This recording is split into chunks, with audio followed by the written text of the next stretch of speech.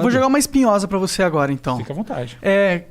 Rolou uma coisa com as pesquisas, principalmente nas eleições americanas e na brasileira também, que elas erraram bastante. Por que você acha que elas erraram, assim? Tipo, Isso tem a não teoria nada da conspiração... de espinhoso, tá? Isso é um tema importantíssimo. Eu acho que a gente tem que, sempre que possível, tratando de pesquisa, tratar dos limites da pesquisa também, tá? Eu acho que justamente... Isso acho que até é um diferencial da Locomotiva. Estou me sentindo meio marqueteiro, sabe? Fica à vontade, cara. Mas eu acho que é verdade, que acho que um diferencial é que a gente não tem essa questão, nem eu, nem o Renato, nem o Carlos Júlio, que é um outro sócio. Não, tá jogar merda no ventilador, a gente vai jogar. Então, veja bem, a questão das eleições é uma questão muito verdadeira, tá bom? Vocês estão trazendo um ponto importante. De fato, houve aí tiros que saíram para todos os lados, tá bom? Então, agora vamos pensar o seguinte: essa foi, por exemplo, a primeira eleição do Trump. Essa última eleição, o tiro foi muito mais preciso, tá? Lá nos Estados Unidos. Então, a gente tem que diferenciar as duas. Agora, por que realmente o tiro saiu tão fora na primeira eleição? Primeira razão, a mais básica de todas, o chamado viés da amostra. Veja bem, é o seguinte: existe um perfil de pessoa que se sente mais confortável para externalizar suas opiniões. Em particular, vamos pensar o seguinte: se você é amplamente a favor da vacinação irrestrita, massiva, como eu, você vai ter o prazer de externalizar. Agora, pensa que você é uma daquelas pessoas que acredita que, por exemplo, a vacina pode estar inoculando um chip no seu corpo, tá bom? É provável que você não se sinta confortável de externalizar essa burrice, porque todo mundo vai ver que você é burro. É interessante o que você está falando, porque não necessariamente é burrice, tá? Não necessariamente, não. Uma vacina dá um chip é uma burrice. Não. Você tá desconsiderando a principal razão para alguém achar isso. Qual que é? Loucura. Tá. Porque, veja bem, se você parar para ver, a base dessa ideia de você ser inoculado com alguma coisa é a base da ideia de que existe um controle externo sobre você. É um sentimento paranoide que dá isso, tá? Que existe um pouco também. Lógico, é isso que eu estou falando. 1% da população tem esquizofrenia, tá bom? Sim, então, sim. Uma parcela maior da população tem pensamentos paranoides de vários tipos. Então, que, vamos dizer assim, podem evoluir para uma espécie de loucura. Então, você achar que você está sendo vigiado, que você está sendo... que existe uma coisa dentro de você e etc e tal, não necessariamente é uma burrice no sentido assim, está associado a baixo QI, baixa inteligência, performance... Você achar que está sendo vigiado é fato. Você está sendo vigiado. Não, mas você entendeu? Sim, não, eu estou entendendo. O negócio está inoculado que você é um agente secreto, você é o Neo. Exatamente essas coisas. Matrix. Fundamentalmente, uma das grandes causas disso são as pequenas tendências psicóticas, que elas são muito mais comuns do que a gente imagina. Então, uma pessoa muitas vezes acha essas coisas, todo mundo ridiculariza ela. Eu fico pensando, será que ela tem um psiquiatra? Porque, entendeu? Claro, é isso aí. Mas voltando à questão, então, lá dos Estados Unidos, da primeira eleição do Trump, então você tem essa questão de viés da amostra. Então, as pessoas, é muito fácil você ir entrevistar o sujeito que está muito afim de verbalizar aquilo que ele pensa. Primeiro ponto. O segundo ponto é associado a esse primeiro, mas ele é ligeiramente diferente. É o seguinte: as pesquisas são fundamentalmente feitas com painéis, tá? Com gente que... Como é que você faz para perguntar para... Você precisa fazer 30 mil pesquisas, ok?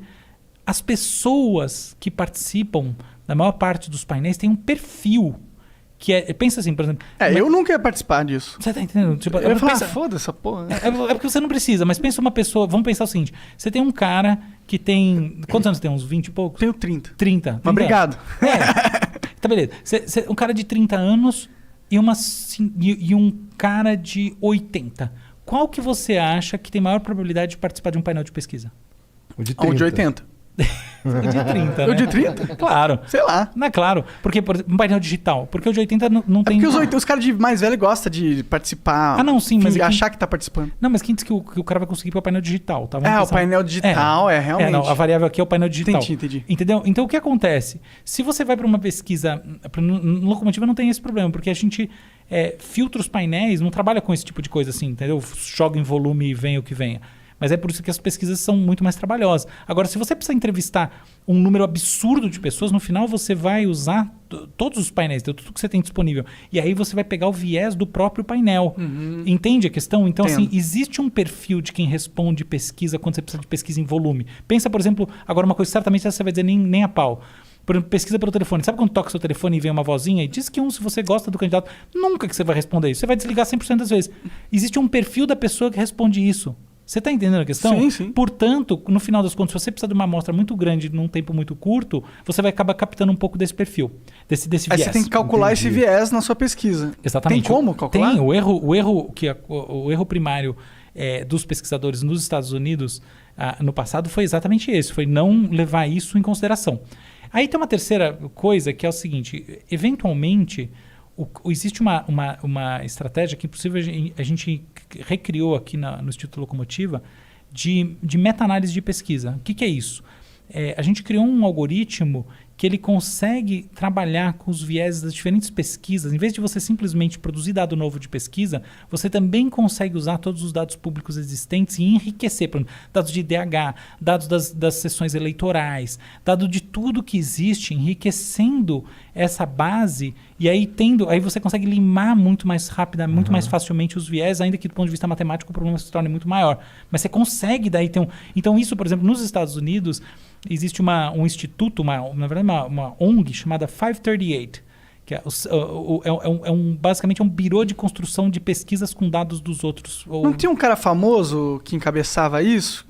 Que era um cara que acertou do Obama contra o... ele é o maior estatístico dos Estados Unidos. Eu já ouvi falar desse cara, já ouvi falar desse negócio também. Então, e o 538, basicamente, é uma metodologia, ele é baseado numa metodologia de integrar diferentes pesquisas. Então, aí tem um passo além do 538, que na verdade também é usado em muitos desses centros de inteligência fora, que é o de você enriquecer, que é isso que eu estou falando, você enriquece com dados de DH, disso, daquilo, blá, blá, blá. Então o que a gente vem fazendo muitas vezes, o que a gente vem fazendo em pesquisas mais complexas? Trazendo dados de todos os tipos, eventualmente inclusive outras pesquisas, assim, dentro de, essa produção de inteligência interna, tá? E aí enriquecendo com esse tipo de dado. Então, por exemplo, no painel lá do Todos pela Vacina, que é isso que eu falei, a gente tem muito dado, por exemplo, todos os dados de todas as cidades, todos os municípios do Brasil, de todos os tipos, então IDH, número de leitos, número de médicos, número disso, número daquilo, né? E com isso tudo a gente criou um algoritmo que dá um índice de vulnerabilidade à Covid-19 no município, que é atualizado em tempo real pela taxa de vacinação naquele lugar, e além de todas essas outras coisas que estão em torno e da pesquisa em si que é feita no Brasil todo, com os agentes de saúde e tal, que é essa coisa que o Renato Lamessós toca com a... Isso é o Todos pela Vacina, isso aí faz parte? Ou é isso? Não, estou dando um exemplo no Todos pela Vacina. Faz parte do todo. É outro papo, tá? Mas a gente está fazendo isso em muitas coisas. Entendi. No Todos pela Vacina a gente está aplicando a mesma ideia. Entendi. Que é enriquecer os painéis de pesquisa com dados que são de múltiplas fontes, entendeu? A gente tem... Isso é um das spin-offs, que é Clean Data, que tem mais de, 100 fontes. Todas as fontes de dados que você imaginar, a gente tem, entendeu? E aí a gente enriquece isso e o aprendizado de máquina, né? A tal da inteligência artificial, ela vai gerar aí, através de uma inteligência preditiva, um índice da vulnerabilidade. Então, por exemplo, você vê um mapa e você clica e você vê qual que é a vulnerabilidade daquele município em tempo real. Muito foda. É legal. Muito foda mesmo.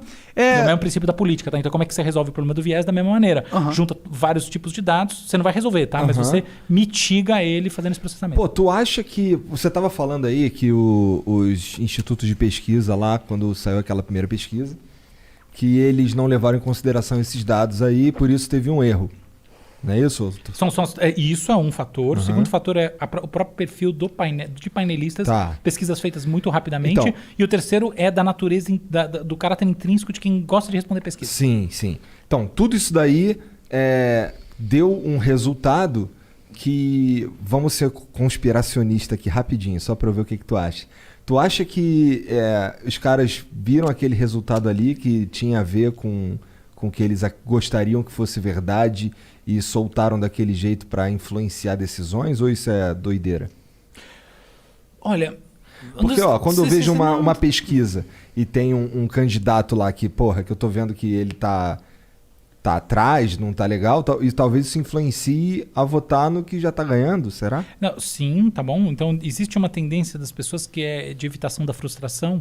Então, você não quer estar com o cavalo que tá atrás na corrida, tá? Então, de fato, uma pesquisa pode influenciar o voto, e não só o voto, mas outras tomadas de decisão. É assim que é. Aham. E uma curiosidade, assim, eu adoro tomar decisão. Tá? Minha livre docência foi sobre processo decisório no cérebro humano, meu doutorado também, essa coisa. Vamos falar sobre isso. Vamos, adoro esse assunto. Isso é um assunto bem louco, esse é um assunto inclusive. bem legal. Porque decisão, pra mim, é assim, realmente... Tem a ver com Deus, na minha opinião, decisão. O cara não acredita em Deus. Não, não é isso. Não tô rindo por isso. É que eu achei a associação bem assim, sei lá, tem. Não, daqui a pouco ele te explica. eu te explico. Tá, eu vou adorar conhecer sua tese. Mas indo direto a esse ponto aqui, é o seguinte: a pesquisa influencia.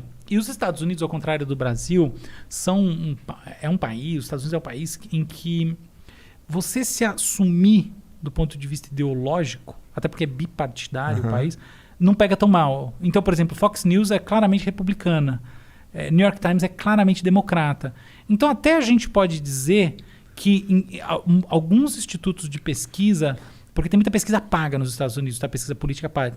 De alguma maneira, jogaram nessa linha. Mas eu não acho que é o grande problema, tá? Então, eu não acho que foi o erro, né, na predição da vitória do Trump veio disso. O erro, para mim, ele veio desses outros fatores que eles aprenderam a filtrar melhor. Tá. Mas esses outros fatores eles não estavam presentes nas outras eleições onde eles acertaram? Então, putz, cara, mais ou menos, porque é o seguinte, mais ou menos, porque no caso do Trump, a primeira eleição, né, sempre tem que lembrar que a gente está falando da primeira eleição, há um fenômeno novo acontecendo, porque o Trump, de fato, ele é o cara que tem o discurso de que ele nega a política, entendeu? Então, ele era um outlier. Ele foi um outlier nas primárias republicanas. Então, vamos dizer assim, que é uma coisa muito mais... é um fenômeno muito mais imponderável. É um ingrediente diferente das outras eleições. Tem.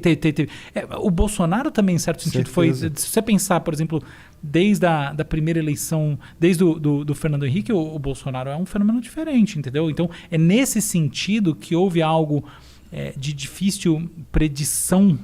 Então, o argumento mudou algo no mundo e as agências de estatística os institutos não captaram essa mudança e, portanto, não inferiram ela dentro da lógica do tratamento estatístico e das metodologias, coisa que foi aprendida e que eu acho que agora realmente, eu acho que foi a males que vem para o bem do ponto de vista da estatística, tá? Então, assim, hoje em dia a qualidade das pesquisas nos Estados Unidos subiu muito e a qualidade aqui também. Então, assim, o negócio está claramente mais sério e do ponto de vista matemático muito mais sofisticado. E eu vejo isso no Locomotiva. Assim, o negócio é realmente pesquisa feita com, sei lá, os 100 bilhões de neurônios que a gente tem na cabeça. Tá?